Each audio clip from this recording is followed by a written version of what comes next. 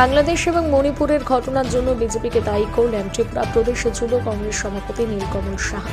বাংলাদেশের অন্তর্বর্তীকালীন সরকারের উপদেষ্টা মোহাম্মদ ইউনূসের জামানায় ফের 85 বছরের এক মুক্তিযোদ্ধাকে প্রকাশ্যে জুতোর মালা পরিয়ে অপমান করা হয়েছে সংবাদ মাধ্যমে।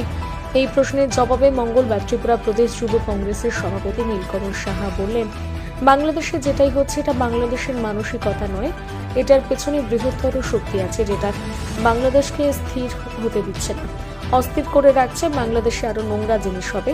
মণিপুরে মহিলাদের বিনা কাপড়ে হাঁটানো হচ্ছে, তাই নিয়ে প্রধানমন্ত্রী নরেন্দ্র মোদীর কোনো কথা নেই।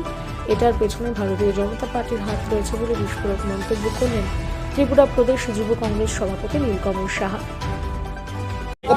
দেখুন, আমি একটা কথাই বলতে চাই যে বাংলাদেশে যেটাই হচ্ছে এটা বাংলাদেশের মানসিকতা না, এটার পেছনে একটা বৃহত্তর শক্তি আছে যেটা বাংলাদেশকে স্থির হতে দিচ্ছে না, অস্থির করে রাখছে। মানে 90 বছরের এক বৃদ্ধকে প্রকাশ্যে আরো নোংরা জিনিস হবে, কিন্তু আপনারা দেখবেন যে এটা নিয়ে বিজেপির কত মাতামাতি। কিন্তু আজকে মণিপুরে মহিলাদেরকে বিনা কাপড়ে হাঁটানো হচ্ছে, তা নিয়ে ওনার কোনো কথা নেই। তো এটা একটা বিশাল ষড়যন্ত্র যার পেছনে ভারতীয় জনতা পার্টি অনেকটাই হাত আছে। মুক্তিযোদ্ধা নামে পরিচয় দিবি না, এই এলাকায় থাকবি না, এখানে তুই টিপতে আবার স্বাক্ষর দে। আমি কইছি আমি স্বাধীনতা মুক্তিযুদ্ধে অংশগ্রহণ করছি, আমার জীবন চলে যাবে, আমি মুক্তিযোদ্ধা।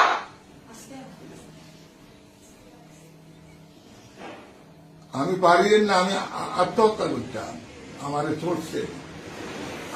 চড়ছে সবাই যা, আমারে বুঝাইছে, আমার মাথায় এভাবে বসে দিছে। আমি এটার বিচার চাই। আর বলছে 5টার আগে যদি বাড়ির থেকে না যাস, 5টার আগে বাড়ির থেকে না গেলে তাইলে তোদের বাপ বেটার হাড় মাংস খুঁজি পাওয়া যাবে না। তুই এখানে স্টামে টিপ দে আর স্বাক্ষর দে, আর আমার জীবন তোরা আমার জবাব করি দে, আমি কিন্তু স্টামে স্বাক্ষর দেবো না, এলাকা আমি ছাড়বো না। প্রতি 5টার আগে দায়িত্ব দিব। বাবা, আমি ইজ্জতের ভয় আমি 5টার আগে চলে এসেছি। এখন যদি আপনারা বলেন উপদেষ্টা মন্ডলীর কাছে আমার দাবি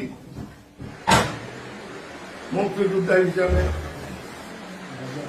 আমি বাংলাদেশের সর্বস্তরে 18 কোটি মানুষের কাছে বিচার দিলাম, সারা বাংলাদেশের মুক্তিযোদ্ধাদের গলায় যারা জুতার মালা দিছে, আমার গলায় দেওয়া মানে সারা বাংলাদেশের মুক্তিযোদ্ধাদের গলায় 2,50,050 জন মুক্তিযোদ্ধার গলায় যারা বাতা পায়, যারা গেজেটভুক্ত, তাদের গলায় গতদিন জুতার মালা লাগছে।